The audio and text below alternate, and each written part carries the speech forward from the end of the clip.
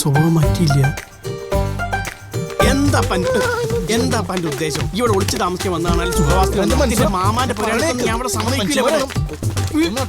സമ്മതിക്കൂല. എന്ത് മനസ്സിലാക്കണം? ഇതിന്റെ ബ്രോക്കറാ ഉളുപ്പുണ്ടോ? റോയ് സാർ അതാ ഇവന്താ ഒരു പെണ്ണിനായിട്ട് വന്നീനാ. പെണ്ണിന്റെ മുഖം ഞാൻ കാണട്ടെ. ഇത് ജെയിംസ് അല്ലേ? ആണോ? പിന്നല്ലാണ്ട് ഇവനെന്താ കോലത്തില്? അതൊക്കെ പറയാം. നടന്നത് എന്താണെന്ന് ജെയിംസ് പറയട്ടെ.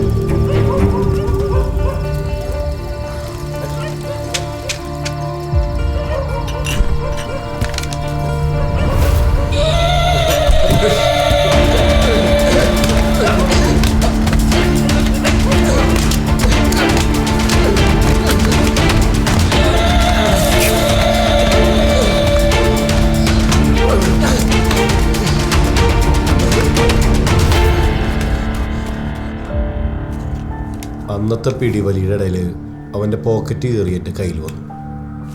കൂടെ ഈ കഷ്ണം കടലാസും. അന്ന് ഞാൻ അവനെ അവിടെ വെച്ച് കണ്ടപ്പോൾ എന്തൊരു സ്പെല്ലിംഗ് മിസ്റ്റേക്ക് തോന്നി. അതാ ഞാനത് കളയാണ്ട് സൂക്ഷിച്ചേ. നോക്കട്ടെ, ഒരു സീനറിയാണ്. ഒരു തോണിക്കാരനും കൂടി എൻ്റെ ഉഷാറാവില്ല അല്ലേ? ഇതിലാ വീട്ടിലേക്കുള്ള വഴിയാണ് രേഖപ്പെടുത്തിയിട്ടുള്ളത്.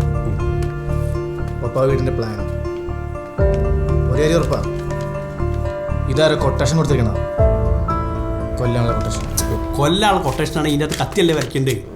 ആ, അത് ചിലപ്പം പുഴയിൽ മുക്കിക്കൊല്ലാനുള്ള പരിപാടി. അതാണ് പുഴ. വലിയൊരു അപകടത്തിലാണ് ഞാൻ ചെന്ന് ചാടിക്കണേന്ന് പിന്നീടാണ് സാർ എനിക്ക് മനസ്സിലായത്. സാറന്മാർ വീട്ടിൽ നിന്ന് മാറി നിൽക്കാൻ തീരുമാനിച്ച കാര്യം ഞാൻ അറിഞ്ഞു. നിങ്ങളെ ഫോളോ ചെയ്യാൻ ഞാൻ സെബാസ്റ്റ്യനോട് പറഞ്ഞു.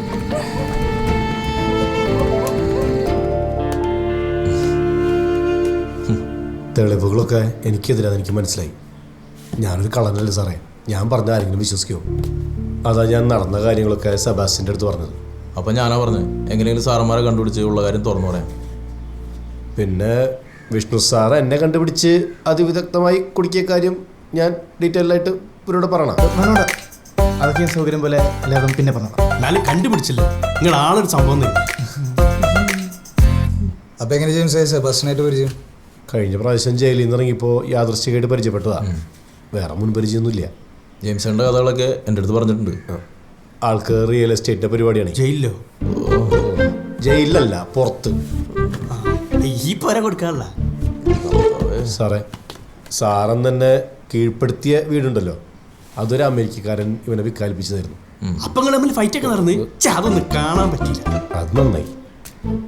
നമ്മളിപ്പോ ജെയിംസിനെ പോലെ ഒരു മുഴുക്കള്ളനെയും കൊണ്ട് നമ്മുടെ സാറുമാരുടെ അടുത്തേക്ക് പോയാ ഈ കഥ അവര് വിശ്വസിക്കില്ല. എവിടെ ഇന്ന് വരെ ഒരു കള്ളനും സത്യം പറഞ്ഞാൽ പോലീസുകാർ വിശ്വസിക്കില്ല അല്ലേ? ഞാൻ അന്ന് കണ്ട ആളുടെ മുഖം നിനക്ക് ഓർമ്മയുണ്ടോ? ഉണ്ട് സാറേ. അവൻ്റെ മുഖം ഞാൻ ഒരിക്കലും മറക്കില്ല. അങ്ങനെയാണെങ്കിൽ നമുക്ക് അയാളുടെ ഒരു രേഖചിത്രം വരയ്ക്കാം. എന്താ?